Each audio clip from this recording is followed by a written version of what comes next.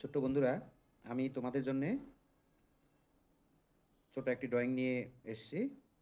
তোমরা খুব সহজভাবে পেঁপে আঁকাবে। এটা দেখো, এখানে জিরোতে একটা ফোঁটা দিবে, সেন্টিমিটারের আমি এই স্কেলের এটা ধরেছি। আর টুতে একটা ফোঁটা দিবে, ফাইভে একটা ফোঁটা দিবে। 0, 2, 5 এই ফোঁটা দিয়ে এখানে তোমরা কম্পাসটা ধরবে।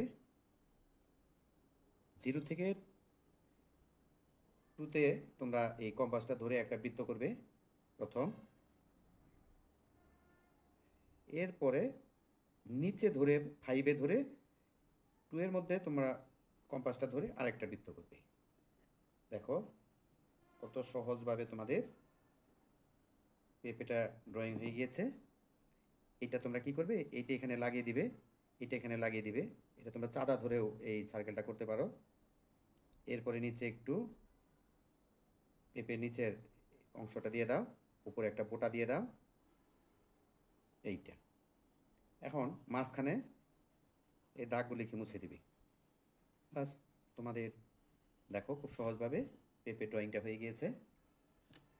এটা রং অনেক সহজভাবে তোমরা রং করতে পারো ইচ্ছে করলেই।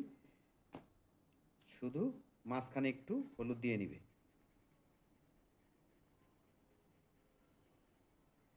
একটু হলুদ দিয়ে তারপরে রং পেন্সিল দিয়েই তোমরা এটা সুন্দর করে কালারটা দিয়ে ফেলো।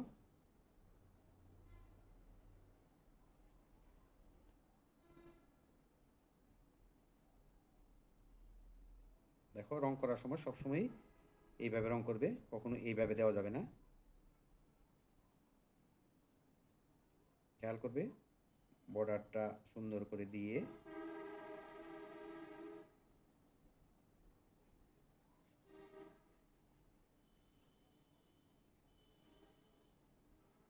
এইদিকে দুই পাশ দিয়ে গাঢ় করে দিয়ে মাঝখানে এইদিকে একটু হালকা করে দিবে।